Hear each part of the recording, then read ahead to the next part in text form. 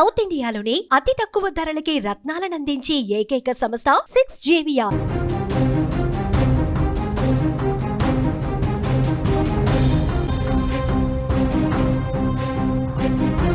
సిద్దిపేట జిల్లాలో వాగులో చిక్కుకున్న ముగ్గురు రైతులు క్షేమంగా బయటకొచ్చారు. సిద్దిపేట జిల్లాలో భారీ వర్షాలకు పోతారెడ్డిపేటలో వాగు ఉధృతంగా ప్రవహించింది. పొలానికి వెళ్లిన ముగ్గురు రైతులు బుధవారం చిక్కుకుపోయారు. రాత్రి నుంచి వారు సాయం కోసం ఎదురు చూపులు చూశారు. రాత్రంతా బిక్కుమంటూ ప్రాణాలు అరచేతిలో పెట్టుకొని సాయం కోసం ఎదురు చూశారు. బుధవారం రాత్రి వారిని కాపాడే అవకాశం లేకుండా పోయింది. దీంతో స్థానికులు ఆహార పొట్లాలు కట్టి వాళ్ళ వద్దకు విసిరి ధైర్యం చెప్పిన పరిస్థితుంది. గురువారం ఉదయం ఆ రెస్క్యూ బృందాలు రైతులను క్షేమంగా బయటకు తీసుకొచ్చారు. రైతులు బయటకు వచ్చాక వారి కుటుంబ సభ్యులు కూడా హత్తుకొని కన్నీళ్లు పెట్టుకున్నారు. తమను క్షేమంగా బయటకు తీసుకొచ్చిన రెస్క్యూ బృందానికి ధన్యవాదాలు తెలిపిన పరిస్థితి ఉంది. ముగ్గురు క్షేమంగా తిరిగి రావడంతో అక్కడ అందరూ కూడా ఊపిరి పీల్చుకున్నటువంటి పరిస్థితి ఉంది. ఎందుకంటే మనం చూసాం, సిద్దిపేట జిల్లాలో దుబ్బాక, గజ్వేల్ నియోజకవర్గాల్లో వర్షం బీభత్సమే సృష్టించింది. ప్రజ్ఞాపూర్లో భారీ వర్షాలకు ఊర చెరువు పొంగి పొర్లింది. గజ్వేల్ ప్రజ్ఞాపూర్ ప్రధాన రహదారిపై వరద ఒక్కసారిగా పెరిగింది. మర్కుక్ మండలం చేపర్తి గ్రామ సమీపంలో కొండపోచమ్మ సాగర్ కాలువకు గండిపడింది. తొగుట మండలం చందాపూర్ గ్రామంలో కూడా వర్షాలకు ఇళ్లలోకి వాటర్ వచ్చింది. బుధవారం రాత్రి నుంచి గ్రామస్తులు ఇబ్బంది పడ్డారు. సిద్దిపేట జిల్లా కొండపాకలో 18.9, కొనకకొండలలో 18.3, కొమరవెల్లిలో 17.3, తుక్కపూరు 16.78, గజ్వేల్ 16.85 సెంటీమీటర్ల భారీ వర్షపాతం నమోదైంది. మొత్తం కూడా అక్కడ లోతట్టు ప్రాంతాలు పూర్తిగా జలమయం అయిపోయింది. ఎందుకంటే ఆ వాగు పొంగి ప్రవహించేసరికి ఇంకా ఊళ్ళోకి రాలేని పరిస్థితి ఏర్పడింది. ఆ రైతులందరూ కూడా సాయం కోసం ఎదురు చూశారు. ఆ ముగ్గురు రైతులు నిన్న సాయంత్రానికి సంబంధించినటువంటి విజువల్స్ మీరు చూస్తూ ఉన్నారు.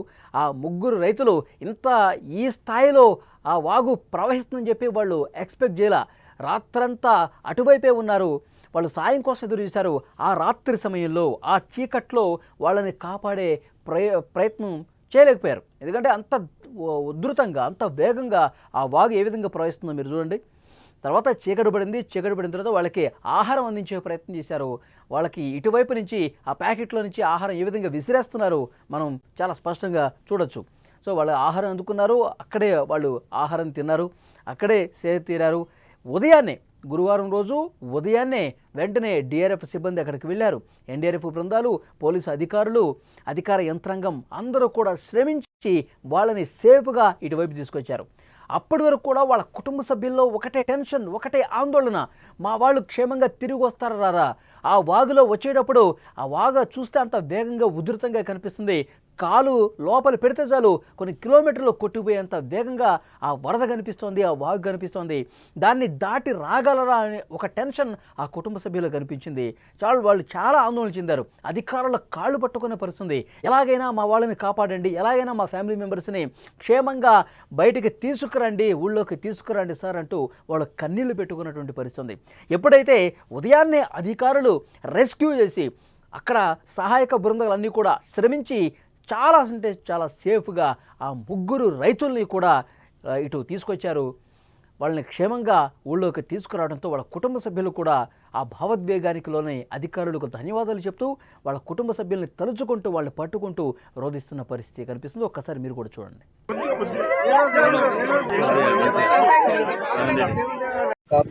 యంత్రాంగానికి, సిద్దిపేట వీళ్ళందరికీ మా ధన్యవాదాలు. సిద్దిపేటలో ప్రస్తుతం పరిస్థితి అదే విధంగా ఉంది. సిద్దిపేటలో వాగులు వంకలు పొంగి ప్రవహిస్తూ ఉన్నాయి.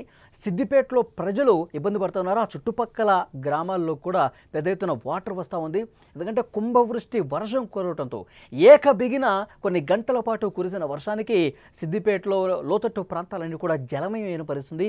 ఇదే విధంగా వాగులు వంకలు ప్రమాదకరంగా ప్రవహిస్తున్న పరిస్థితుంది. ఇంకా అక్కడ అధికారులు, సహాయక బృందాలన్నీ కూడా రెస్క్యూ చేస్తూ ఉన్నాయి. ఎవరైనా నీటి లోపల చిక్కుని ఉన్నారా? ఎవరైనా వాగును దాటలేక ఇబ్బందికర పరిస్థితులు ఏమైనా ఉన్నాయా? ఎవరైనా ఆ వాటర్లో చిక్కుకుపోయి ఉన్నారా? చాలా లోతట్టు ప్రాంతాలు ఇంకా నీటిలోనే నానుతున్నటువంటి పరిస్థితి ఉంది.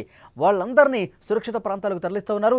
ఎవరి ఇళ్ళైతే మునిగిపోయాయో వాళ్ళందరినీ ప్రధానంగా సేఫ్గా పునరావాస కేంద్రాలకు తరలిస్తున్న పరిస్థితి కనిపిస్తుంది. ఒక సిద్దిపేట, సిరిసిల్ల, కామారెడ్డి ఈ ప్రాంతాలు మొత్తం కూడా ఇక్కడ ఉన్నటువంటి వాగులు, వంకలన్నీ కూడా ఉధృతంగా చాలా ప్రమాదకరంగా ప్రవహిస్తున్న పరిస్థితి. బ్రిడ్జ్లు కొట్టుకుపోతున్నాయి, ఇళ్లలో ఉంచుకున్నటువంటి ఆ కార్లు కూడా కొట్టుకుపోయినటువంటి పరిస్థితి. సో డెఫినెట్గా ఈ భారీ వర్షాలు ఇంతటి విషాదాన్ని మిగులుస్తాయని చెప్పి ముందు ఎక్స్పెక్ట్ చేయాల. వర్షాలు పడుతుంటే తగ్గుతుంటే మళ్ళీ వర్షం పడుతుంది. సో వర్షాకాలంలో ఇది సహజం అనుకున్నారు, కానీ ఒక్కసారిగా క్లౌడ్ బరస్ట్ లాగా, కుండపోతలాగా కురిసినటువంటి ఈ వర్షం వల్ల వాగులు చాలా ప్రమాదకరంగా ప్రవహిస్తున్నాయి. చాలా గ్రామాలు ఇంకా నీట మునిగి ఉన్నాయి. అధికారులు, కొంతమంది రెస్క్యూ బృందాలు కూడా అటువైపు వెళ్ళలేని పరిస్థితి. అంత ప్రమాదకరమైనటువంటి సిచ్యువేషన్స్ ఉన్నాయి. సో డెఫినెట్గా అక్కడ రెస్క్యూ బృందాలు ఇంకా శ్రమిస్తూ ఉన్నాయి.